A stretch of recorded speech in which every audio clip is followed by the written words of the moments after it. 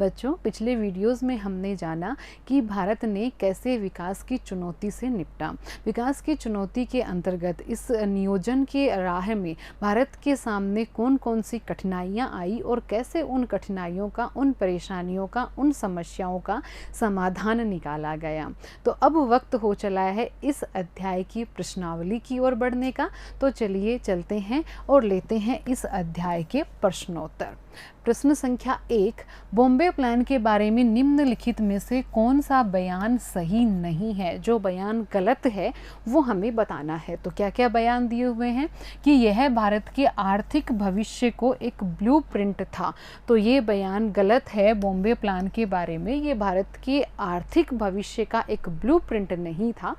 इसमें उद्योगों के ऊपर राज्य के स्वामित्व का पक्ष लिया गया था। ये बात बिल्कुल सही है। इसके रचना कुछ अग्रणी उद्योगपतियों ने की थी। ये बात भी बिल्कुल सही है। और इसमें नियोजन के विचार का पुरजोर समर्थन किया गया था। जबकि अन्य देशों में क्या होता है कि जो उद्योगपति हैं, जो व्यापारी वर्ग है, वो नियोजन का विरोध करता है और जो सरकार द्वारा नियंत्रित आर्थिक नीतियां अपनाने के पक्षधर सामान्यतया नहीं होता है। लेकिन भारत में 1944 में अग्रणी उद्योगपतियों ने ये एक बॉम्बे प्लान प्रस्तुत किया था और इसमें इन्होंने सरकार से ये दरख्वास्त की थी या कहें कि ये निवेदन किया था कि जो आर्थिक नीतियाँ हैं वो नियोजित तरीके से और सरकार उन पर अमल करे।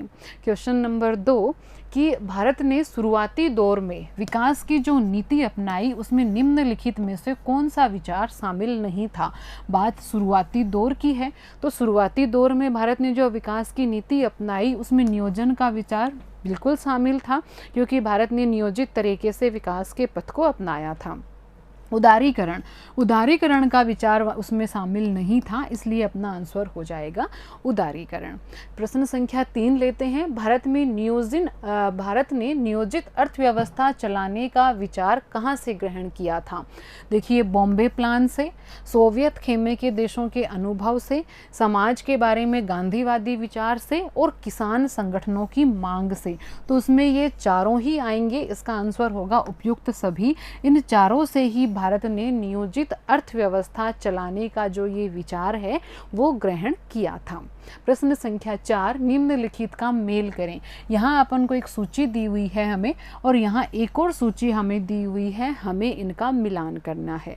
सबसे पहले हमें दिए हैं चरण सिंह, तो इनका मिलान करेंगे हम किसान से। ये किसानों के हिमायती थे और इन्होंने जो भारत की अर्थव्यवस्था है, नियोजन है, उसके केंद्र में कृषि को रखने का और मतलब कि पुरजोर समर्थन किया था। बहुत जोरदार तरीके से इन्होंने आवाज़ उठाई थी। पीसी महालनोबिस हैं, उनको औद्योगिकरण से हम जोड़ेंगे, क्योंकि ये द्वितीय पंचवर्षीय योजना जो बना रहे थे विशेषज्ञ, उनके नेतृत्वकर्ता थे और उस योजना में औद्योगिकरण पर जोर दिया गया था। फिर बात करते हैं बिहार के अकाल की, तो बिहार का अकाल यहाँ मेल होगा जॉनिंग से, और वर्गीज कुरियन ये आएंगे सहकारी डेयरी से। फिर हम अगला क्वेश्चन लेते हैं। अगला क्वेश्चन है, आज़ादी के समय विकास के सवाल पर प्रमुख मतभेद क्या थे? क्या इन मतभेदों को सुलझा लिया गया? आज़ादी के समय विकास के प्रमुख मतभेद कि विकास का कौन सा मॉडल अपनाया जाए, भारत की परिस्थितियों के लिए कौन सा मॉडल उचित है, कैसे सभी हितों को संतुष्ट किया जाए, कृषि को ज़्यादा सहायता हम दें या फिर हम सहायता दें उद्योगों को। तो देखिए, आज़ादी के समय विकास के सवाल पर प्रमुख मतभेद थे कि विकास का क्या अर्थ लिया जाए। हमने बात की थी इस अध्याय के पहले वीडियो में कि सबके लिए विकास के अलग अलग अर्थ थे। एक किसान के लिए विकास के अलग अर्थ हो सकते हैं, उद्योगपति के लिए अलग अर्थ हैं, एक व्यापारी के लिए अलग अर्थ हैं। तो विकास का कौन सा अर्थ लिया जाए, दूसरा विकास का कौन सा मॉडल अपनाया जाए, विकास के लिए किसे प्राथमिकता दी जाए और सभी सामाजिक समूह के हितों का पोषण कैसे किया जाए। अब समाधान क्या निकाला था हमने? समाधान निकाला हमने भारत में मिश्रित अर्थव्यवस्था को अपनाकर, कि हमने ना तो पूंजीवादी मॉडल अपनाया ना समाजवादी मॉडल अपनाया, अपितु हमने उनका मिला जुला रूप मिश्रित अर्थव्यवस्था को अपना लिया। गरीबी उन्मूलन को हमने प्राथमिकता पर रखा और औद्योगिकरण के साथ साथ कृषि विकास का भी ध्यान दिया गया। अब चलते हैं प्रश्न संख्या 6 पर।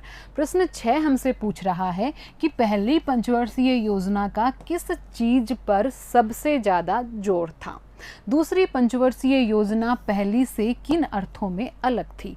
तो देखिए, पहली पंचवर्षीय योजना का जोर था वो कृषि के विकास पर था। उस वक्त के जो विशेषज्ञ थे उस योजना को तैयार करने वाले, उन्होंने ये कहा था कि भारत को विकास की धीमी रफ्तार से आगे बढ़ना होगा। तो देखिए, हम देख लेते हैं, पहली पंचवर्षीय योजना में सबसे ज़्यादा जोर कृषि क्षेत्र के विकास पर था। इसमें विकास की गति मंद रखने का समर्थन किया गया था। और दूसरी पंचवर्षीय योजना इससे किस तरह से भिन्न थी, क्योंकि दूसरी पंचवर्षीय योजना में औद्योगिकरण पर ज़्यादा जोर दिया गया था और विकास की तीव्र गति को अपनाने का पक्ष पोषण किया गया था।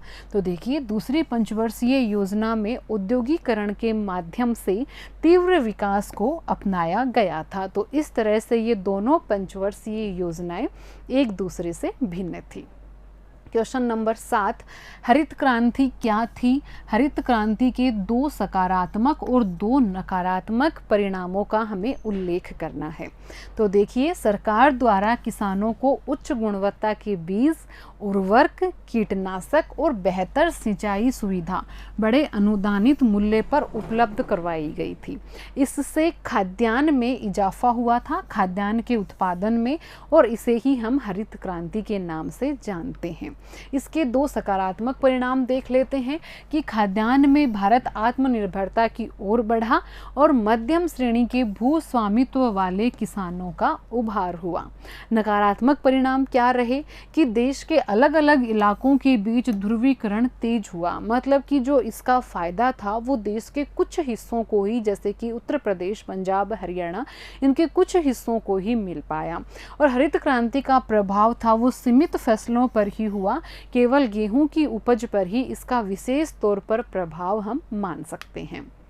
प्रश्न संख्या 8 की बात करें तो दूसरी पंचवर्षीय योजना के दौरान औद्योगिक विकास बनाम कृषि विकास का विवाद चला था। इस विवाद में क्या क्या तर्क दिए गए थे, तो देखते हैं तर्क। दूसरी पंचवर्षीय योजना थी वो औद्योगिकरण पर आधारित थी। जे.सी. कुमारप्पा जैसे गांधीवादी अर्थशास्त्रियों ने एक वैकल्पिक योजना का खाका प्रस्तुत किया था जिसमें ग्रामीण औद्योगिकरण पर जोर था। चौधरी चरण सिंह ने नियोजन में कृषि को केंद्र में रखने की बात उठाई थी। इन्होंने कहा कि नियोजन से शहरी और औद्योगिक तबके समृद्ध हो रहे हैं और उनकी कीमत ग्रामीण जनता को चुकानी पड़ रही है। अन्य कुछ लोगों के तर्क थे कि भारतीय अर्थव्यवस्था के नियोजन में खाद्यान्न के उत्पादन को बढ़ाने की रणनीति अवश्य ही अपनाई गई थी। प्रश्न संख्या 9 क्या पूछ रहा है, अर्थव्यवस्था में राज्य की भूमिका पर जोर देकर भारतीय नीति निर्माताओं ने गलती की। अगर शुरुआत से ही निजी क्षेत्र को खुली छूट दी जाती तो भारत का विकास कहीं ज़्यादा बेहतर तरीके से होता। इस विचार के पक्ष या विपक्ष में हमें अपने तर्क देने हैं। तो देखिए, इसका क्या उत्तर दे सकते हैं हम कि जब शुरुआत में और हम आज़ाद हुए थे, हमने जो तरीका अपनाया था वो उस वक्त की परिस्थितियों के अनुकूल था। उस वक्त भारत इतना समृद्ध नहीं था, भारत के पास इतनी प्रौद्योगिकी नहीं थी और परिस्थितियां ऐसी नहीं थी कि हम खुली अर्थव्यवस्था को अपना पाते। तो देखते हैं कि नहीं, ये कथन पूर्ण रूप से सही नहीं है। किसी भी देश की अर्थव्यवस्था में राज्य का महत्वपूर्ण हस्तक्षेप होना आवश्यक है। आज़ादी के तुरंत बाद पूंजीवादी और समाजवादी मॉडल के स्थान पर मिश्रित अर्थव्यवस्था को अपनाना पूर्णतया उचित था और उस वक्त परिस्थितियां ऐसी नहीं थी कि सरकार निजी क्षेत्र को खुली छूट दे दे। कृषि क्षेत्र का विकास राज्य के नियंत्रणाधीन ही ठीक ढंग से हो सकता था और उस समय कुछ क्षेत्र निजी क्षेत्र के लिए भी सरकार ने रखे थे। ऐसा नहीं है कि निजी क्षेत्र के लिए सरकार ने कुछ नहीं रखा, सब कुछ सरकारी नियंत्रण में ही था। ऐसा बिल्कुल नहीं है। एक मिश्रित अर्थव्यवस्था हमने अपनाई थी जो कि उस वक्त की परिस्थितियों के और भारत की भौगोलिक आर्थिक स्थिति को देखते हुए ठीक थी। अब चलते हैं प्रश्न संख्या 10 पर। क्या पूछ रहा है हमें प्रश्न संख्या 10 कि निम्नलिखित अवतरण को पढ़ें और इसके आधार पर पूछे गए प्रश्नों के उत्तर दें। तो दिया हुआ है हमें अवतरण, चलिए देखते हैं। आज़ादी के बाद के आरंभिक वर्षों में कांग्रेस पार्टी के भीतर दो परस्पर विरोधी प्रवृत्तियां पनपी। एक तरफ राष्ट्रीय पार्टी कार्यकारिणी ने राज्य के स्वामित्व का समाजवादी सिद्धांत अपनाया, उत्पादकता को बढ़ाने के साथ आर्थिक संसाधनों के संकेंद्रण को रोकने के लिए अर्थव्यवस्था के महत्वपूर्ण क्षेत्रों का नियंत्रण और नियमन किया। दूसरी तरफ कांग्रेस को राष्ट्रीय सरकार ने निजी निवेश के लिए उदार आर्थिक नीतियां अपनाई और उसके बढ़ाने के लिए विशेष कदम उठाए।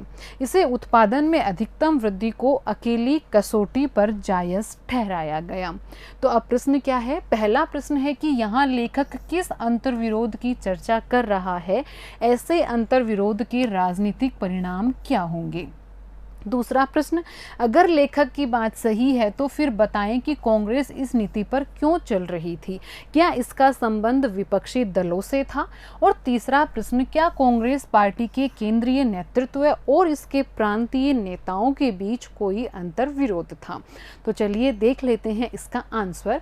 तो पहला आंसर है कि लेखक कांग्रेस पार्टी के अंतर्विरोध की चर्चा कर रहा है कि राष्ट्रीय कार्यकारिणी जो थी वो समाजवादी सिद्धांतों में विश्वास रखती थी, वहीं जो कांग्रेस की राष्ट्रीय सरकार थी वो निजी निवेश को बढ़ावा दे रही थी और इस अंतर्विरोध के कारण आर्थिक मुद्दों से संबंधित निर्णय लेने में कठिनाई हो सकती थी। दूसरे का आंसर क्या है कि उदार आर्थिक नीतियों को उत्पादन में अधिकतम वृद्धि की अकेली कसौटी पर जायज ठहराया गया। कांग्रेस विकास की उच्च दर प्राप्त करने के लिए शायद इस नीति पर चल रही थी और विपक्षी दलों की प्रकृति का भी इस पर प्रभाव था, क्योंकि निसंदेह विपक्षी दल भी बार बार किसी मुद्दे को लेकर अगर कोई आलोचना होती है, अगर कोई मतभेद होते हैं तो उसका प्रभाव सरकार की नीतियों पर हमेशा पड़ता है। कांग्रेस पार्टी के केंद्रीय नेतृत्व और इसके प्रांतीय नेताओं के बीच कोई अंतर्विरोध नहीं था। प्रांतीय सरकारें अपने क्षेत्राधिकार में विकास हेतु प्रयास कर रही थी और वहीं केंद्रीय नेतृत्व था वो अपने कार्यक्षेत्र में विकास के लिए प्रयास कर रहा था।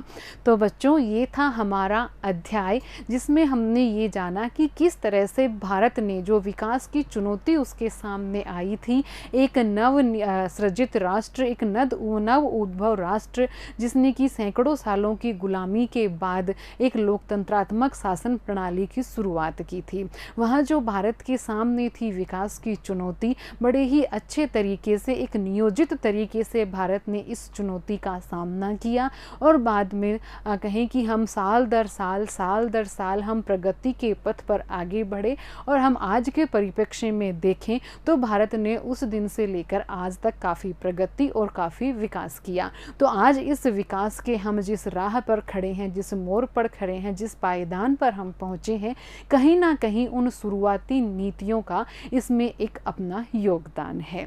तो अगले अध्याय में हम लेंगे भारत की विदेश नीति के संबंध में बहुत सारी बातें और बहुत सारी चर्चाएं। तब तक के लिए धन्यवाद।